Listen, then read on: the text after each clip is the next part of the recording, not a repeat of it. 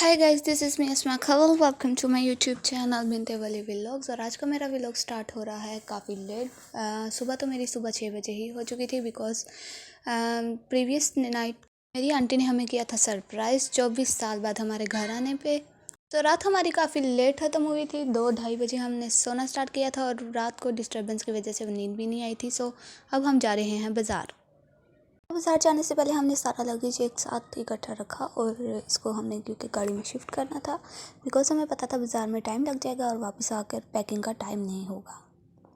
So guys, यहाँ पे हम बाज़ार के लिए निकल चुके थे और हमारे साथ साथ फादी आज अपने दादों के घर गया है क्योंकि उसको 2 दिन की छुट्टियाँ थी। तो उसकी मदर ने कहा क्यों ना मैं अपने ससुराल से हूँ।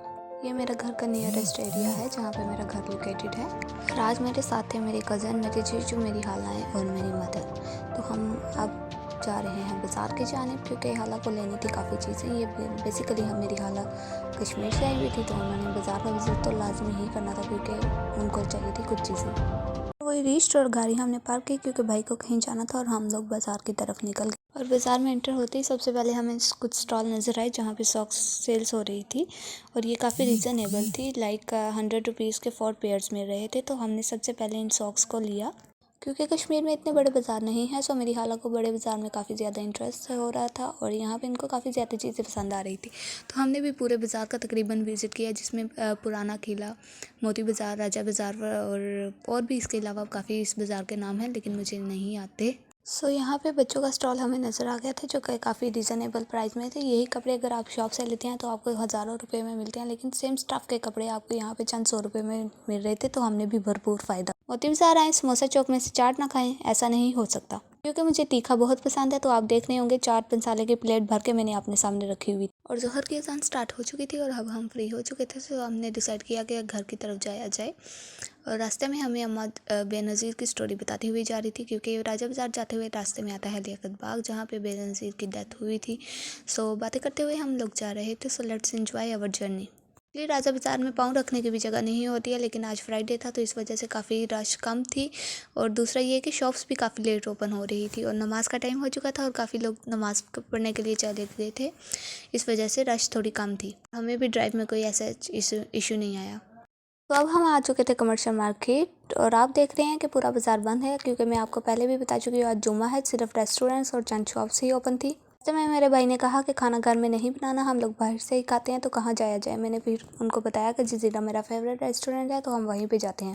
और जाते जाते भाई को याद आया कि उन्होंने ऑयल चेंज करवाना है। सो उन्होंने हमें कहा कि आप खाना पार्सल करवा लें और मैं तब तक ऑयल चेंज करवा लाऊंगा। सो हमने खाना पार्सल कराया और घर की तरफ चल दिए। तो हम घर आ चुके थे और मैंने जल्दी से खाना सर्व किया। बाय द वे ये बिरयानी मैंने बनाई है। अच्छा। ही आई एम जॉकिंग। ये हमने जज़ीरा से बना बनाया खाना ले लिया था। खाना खाकर हाला लोग चले गए थे। उनको भेजने के बाद मुझे याद आया कि ओह, भाई ने तो कल मेरे और अपनी वाइफ के लिए गजरे लाए थे लेकिन ये चारों गजरे मेरी तरफ रह गए। सो मैंने इन गजरों को जल्दी से निकाला और मैंने कहा इनको भी वीडियो में ऐड कर दिया जाए। बेसिकली मुझे गजरे बहुत ज़्यादा पसंद है और ये बात मेरे भाई को पता है। सो वो जब भी पिंडी आते हैं अपनी वाइफ के लिए फूल लेते हैं तो वो मेरे लिए भी लाजमी लेते हैं। तो अब मैं गजरे पहन के छत पे आ चुकी थी वीडियो शूट करने के लिए। और by the way thank you so much भाई फॉर गजरा। और शाम हो चुकी थी और मौसम भी काफ़ी अच्छा था तो मैंने कहा छत पे थोड़ी सी वीडियो बना ली जाए। और आप देख भी सकते हैं कि आसमान का कलर कितना खूबसूरत और दिलकश लग रहा है। और ऐसे मौसम में बंदे का मूड जितना भी ख़राब हो आसमान को देखते ही मूड फ्रेश हो जाता है। रात हो चुकी थी और मेरी शिफ्ट भी स्टार्ट हो चुकी थी और मैंने काम करते हुए साथ में खाना खा लिया। और रात के 2 बज चुके थे और लाइट जाने की वजह से मैं ज़्यादा वीडियो रिकॉर्ड नहीं कर पाई। सो ये कि मेरे सेल में स्पेस नहीं है। कुछ चीज़ें इंसान के दिल के बहुत करीब होती हैं और मेरे दिल के करीब ये सेल है जिसकी वजह से मैं इसे चेंज नहीं कर पाती और मुझे वीडियो एडिट करने में भी बहुत मुश्किल पेश आई। और आईफोन की बैटरी टाइमिंग इतनी नहीं होती सो मैं इसको वीडियो बनाने के लिए यूज़ नहीं करती बिकॉज मैं उसे हर जगह लेकर नहीं जा सकती। वो कहते हैं ना, बुरे वक्तों में काम आने वाली चीज़ को कभी भुलाना नहीं चाहिए, चाहे हमें कितना ही बेहतर क्यों ना मिल जाए। मैं बस इतना ही कहूँगी, कीप वॉचिंग। आई नो मेरे व्लॉग बोरिंग होते हैं, आहिस्ता आहिस्ता सीख जाऊँगी। आपकी सपोर्ट की ज़रूरत है और वीडियो को like, subscribe, comment, share must कीजिएगा और बेल आइकन को हिट कीजिए।